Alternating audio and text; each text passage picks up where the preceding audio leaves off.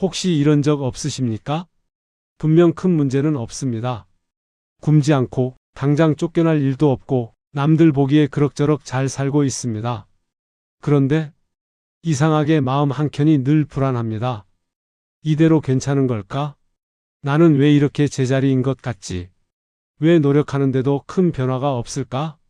누가 보면 배부른 고민이라고 할지도 모릅니다. 하지만 그 불안은 생각보다 많은 사람들이 매일 밤 혼자 삼키는 감정입니다.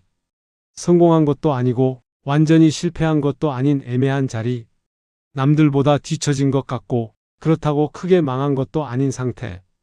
그 조용한 불안 속에서 사람은 스스로를 조금씩 의심하기 시작합니다. 나는 큰 복이 없는 사람인가? 나는 이 정도가 한계인가? 그런데 여기서 한 가지 질문을 드리고 싶습니다. 혹시 지금의 이 정체감, 이 보이지 않는 답답함이 당신 인생이 멈춘 신호라고 생각하고 계신 건 아닙니까? 불교에서는 말합니다. 모든 인연은 성숙하는 시간이 다르다고, 석가모니께서는 성장과 복은 준비된 만큼 열린다고 하셨습니다. 겉으로는 평온해 보여도 속에서는 큰 변화가 준비되고 있을 수 있습니다. 마치 대나무처럼 대나무는 4년 동안 땅 위로 거의 자라지 않습니다. 사람들은 말합니다. 저건 죽은 거 아니야? 그러나 5년째가 되는 순간 몇 주 만에 하늘을 향해 치솟습니다. 그 4년은 낭비된 시간이 아니었습니다. 땅 속에서 뿌리를 넓히는 시간이었습니다. 혹시 지금 당신도 그런 시간을 지나고 있는 건 아닐까요?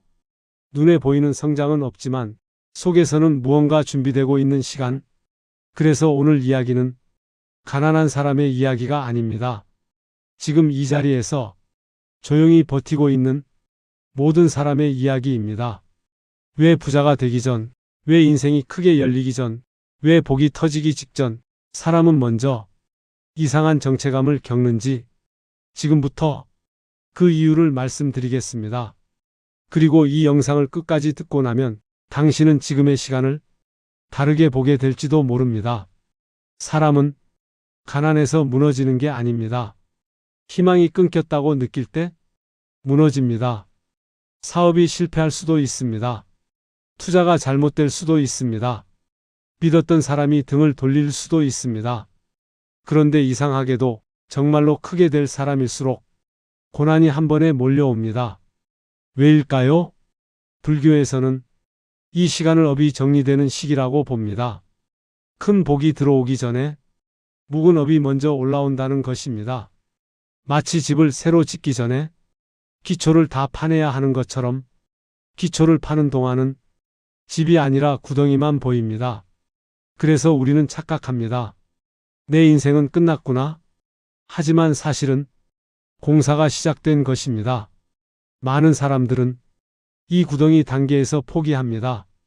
그러나 부처님의 가르침은 분명합니다. 고난이 깊을수록 그만큼 변화도 크다고, 인생이 바닥까지 내려갔다고 느껴질 때 사실은 더 이상 내려갈 곳이 없는 자리입니다. 그 자리는 도약의 자리입니다. 이 질문을 한번 던져보겠습니다. 왜 어떤 사람은 큰 돈을 얻어도 망하고 어떤 사람은 작은 기회를 잡아도 크게 키울까요? 차이는 능력이 아닙니다. 그릇입니다. 불교에서는 재물은 그릇만큼 담긴다고 봅니다. 그릇이 작으면 복이 와도 넘쳐 흘러 사라집니다. 그래서 하늘은 먼저 그릇을 키우는 시간을 줍니다. 그 시간이 바로 시련입니다. 고난은 사람을 낮춥니다. 자존심을 깎고 겸손을 배우게 하고 사람의 소중함을 깨닫게 합니다. 돈이 있을 때는 몰랐던 사람의 진심을 알게 하고 성공했을 때는 몰랐던 자신의 약함을 알게 합니다. 이 과정을 거친 사람은 복이 와도 교만하지 않습니다. 그래서 복이 오래 갑니다. 시련은 복을 오래 누리기 위한 훈련입니다. 여기서 가장 중요합니다. 고난이 온다고 모두가 부자가 되는 건 아닙니다. 시험에는 통과와 탈락이 있습니다. 그 차이는 무엇일까요? 원망하느냐, 받아들이느냐? 원망은 업을 더 쌓습니다. 하지만 받아들임은 업을 녹입니다. 받아들인다는 건 체념이 아닙니다.